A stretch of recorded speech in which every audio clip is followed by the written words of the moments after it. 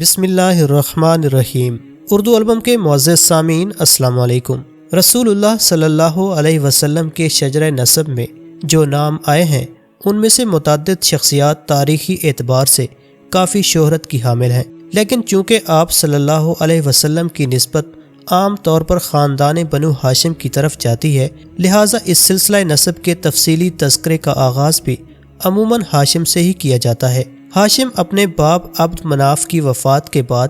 قبیلے کے سردار منتخب ہوئے اور متولی کعبہ بھی مقرر ہوئے۔ یوں کعبۃ اللہ کی خدمت و نگرانی نیز حجاج اور وزراء کی خدمت اور میزبانی کا شرف انہیں حاصل ہوا۔ گویا دنیاوی طور پر قبیلہ قریش کی سرداری اور سربراہی کے ساتھ ساتھ دینی رہنمائی کا اعزاز بھی انہی کے پاس تھا۔ ہاشم کی وفات کے بعد قبیلے کی سرداری نیز کعبہ مشرفہ کی خدمت و نگرانی کی ذمہ داری ہاشم کی وصیت کے مطابق ان کے بھائی مطلب بن عبد مناف کے حصے میں آئی، جس نے کچھ عرصہ اس ذمہ داری کو نبھانے کے بعد اپنے بھائی ہاشم کے اس احسان کا بدلہ چکانے کی غرض سے یہ فیصلہ کیا کہ اپنی اولاد میں سے کسی کو اپنا جانشین مقرر کرنے کی بجائے ہاشم کی اولاد کو یہ شرف لوٹا دیا جائے۔ ہاشم کی ملک شام کی طرف تجارت کی غرض سے بکثرت آمد و رفت رہتی تھی اور اس سفر کا راستہ یثرب یعنی مدینے سے گزرتا تھا، جہاں اکثر دوران سفر ہاشم کا قیام بھی رہتا تھا، جس کی وجہ سے وہاں ان کی اچھی خاصی شناسائی بھی تھی۔ ایسے ہی ایک سفر کے موقع پر مدینے میں قیام کے دوران ہاشم نے وہاں مدینے کے ایک معروف و معزز خاندان بنو نجار کی ایک خاتون سلمہ بنت عمرو سے شادی کر لی، اور اس شادی کے بعد جلد ہی وہ اپنی منزل یعنی ملک شام کی طرف روانہ ہو گئے، جہاں فلسطین کے علاقے غزہ میں پہنچ کر بیمار پڑ گئے اور پھر وہیں ان کی وفات ہو گئی۔ ادھر ان کی وفات کے بعد مدینے میں ان کی بیٹے کی ولادت ہوئی، جس کا نام اس کی ماں نے شیبہ رکھا۔ اسے شیبۃ الحمد بھی کہا جاتا تھا۔ ہاشم کی اس شادی اور پھر اس بیٹے کی پیدائش کے بارے میں مکہ میں ہاشم کے بھائی مطلب کے سوا کسی کو علم نہیں تھا، البتہ مطلب نے بھی کبھی اس بھتیجے کو دیکھا نہیں تھا۔ اب مطلب کے دل میں بھائی کے لیے احسان مندی کے جذبے کے تحت جب یہ خواہش پیدا ہوئی کہ وہ بھائی کے احسان کا بدلہ چکائے، کیونکہ بھائی نے اسے اپنا جانشین مقرر کیا تھا، تو اس مقصد کے لیے اس نے سوچا کہ بھائی کے اس بیٹے کو اپنا جانشین مقرر کرے، جو کہ پیدائشی طور پر ہی باپ کی شفقت و محبت سے محروم ہے اور مکہ سے بہت دور گمنامی کی زندگی بسر کر رہا ہے۔ چنانچہ وہ ایک روز اس کی تلاش میں مدینہ جا پہنچا۔ بھتیجے سے ملاقات ہوئی۔ اپنے فوت شدہ پیارے بھائی کی اس یادگار پر جب پہلی نگاہ پڑی تو مطلب کی آنکھیں بھر آئیں اور دیر تک اسے گلے لگائے رکھا۔ اس کے بعد آمد کا مقصد بیان کیا اور ساتھ چلنے پر اصرار کیا۔ بھتیجے نے پہلے تو انکار کیا، لیکن جب مطلب نے زیادہ اصرار کیا تو بھتیجے نے کہا کہ میری ماں سے پوچھ لیجئے میرے بارے میں، وہ جو فیصلہ کریں گی وہی آخری فیصلہ ہوگا۔ نوجوان کے دل میں ماں کے لیے اتنی اہمیت، یہ سوچ کر مطلب کے دل میں بھتیجے کی قدر مزید بڑھ گئی اور اس کی ماں سے اس بارے میں بات کی، لیکن وہ اپنے لخت جگر کو نظروں سے دور کرنے اور پردیس بھیجنے پر کسی صورت آمادہ نہیں ہوئی۔ مطلب نے منت سماجت کرتے ہوئے کہا کہ تمہارا بیٹا کوئی پردیس نہیں جا رہا، بلکہ وہ تو اپنے ہی آباء و اجداد کے شہر مکہ جا رہا ہے، جہاں پر یہ کسی اجنبی یا پردیسی کی طرح قسم پرسی کی زندگی نہیں، بلکہ اپنے آباء و اجداد کی طرح شان و شوکت کی زندگی بسر کرے گا اور اپنے باپ کی طرح اپنی قوم کا سردار ہوگا۔ اس پر بھی شیبہ کی ماں راضی نہیں ہوئی۔ تب مطلب نے کہا کہ اس سرداری اور سربراہی سے بھی بڑھ کر یہ کہ تمہارا یہ بیٹا وہاں اللہ کے گھر کا متولی ہوگا، اس سے بڑا اور کیا شرف ہو سکتا ہے۔ تب شیبہ کی ماں اسے اپنے چچا کے ہمراہ مکہ بھیجنے پر رضامند ہو گئی۔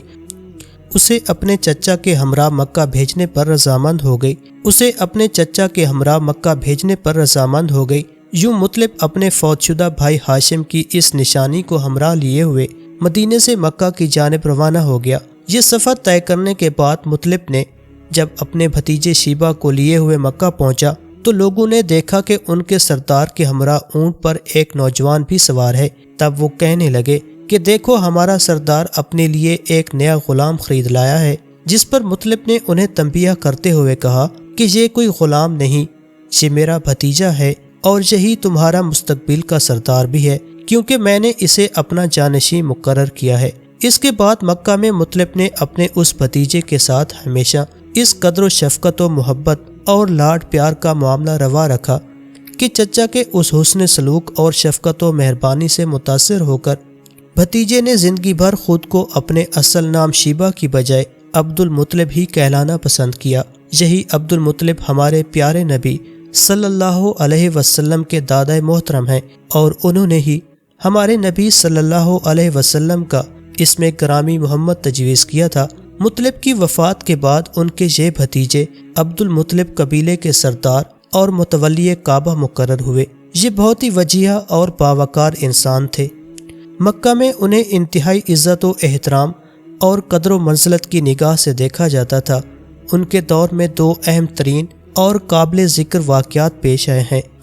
ان میں سے ایک تھا زمزم کی کھدائی۔ زمزم کا چشمہ تو دراصل اللہ کے حکم سے حضرت ہاجرہ اور ان کے لخت جگر حضرت اسماعیل علیہ السلام کے لیے جاری کیا گیا تھا،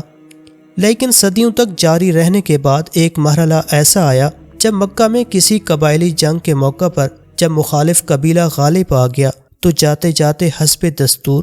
مختلف قسم کی لوٹ مار مچانے اور توڑ پھوڑ کرنے کے ساتھ ساتھ ایک حرکت یہ بھی کی کہ زمزم کا کنواں وہ لوگ بند کر گئے، کیونکہ زندگی کا تمام دار و مدار تو پانی پر تھا، لہٰذا دشمنی کے طور پر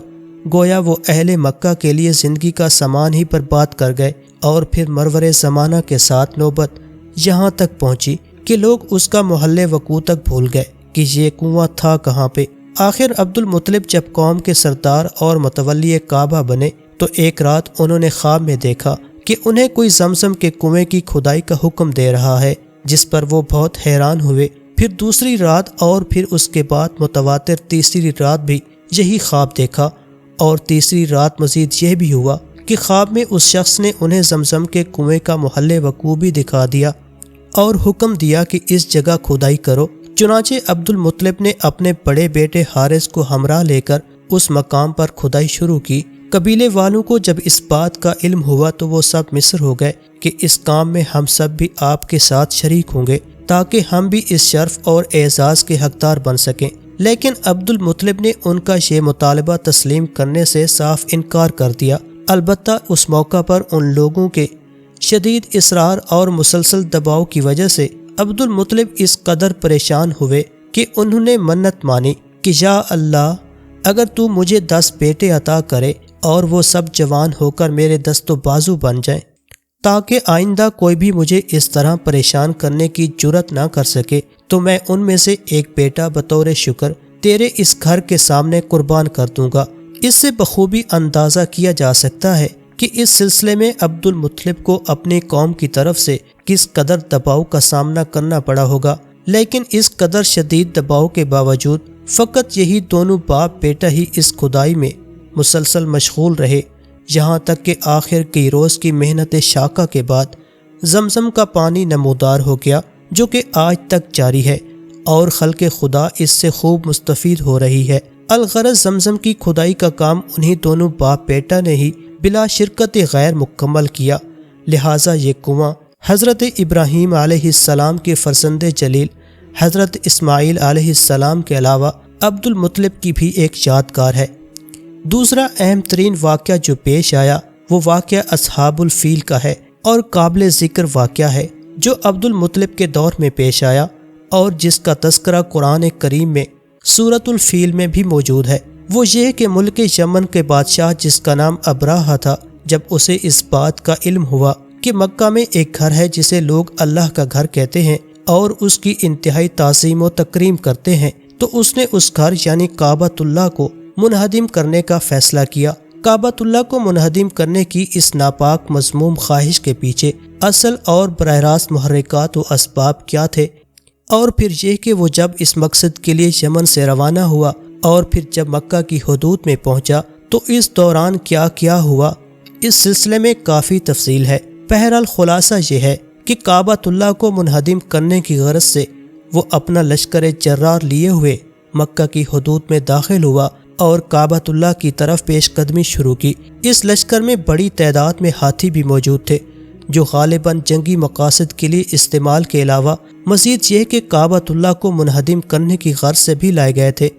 ناظرین گرامی، جب یہ لشکر مکہ مکرمہ کے مضافات میں منا کے مقام پر پہنچا تو اچانک فضا میں اللہ کی قدرت سے چھوٹے چھوٹے پرندوں کے غول نمودار ہوئے۔ ہر پرندے نے اپنی چونچ اور پنجوں میں کنکریاں تھامی ہوئی تھیں اور اس لشکر کے عین اوپر پہنچ کر ان پرندوں نے وہ کنکریاں ان پر برسا دیں، جس سے وہ تمام لشکر ہاتھیوں سمیت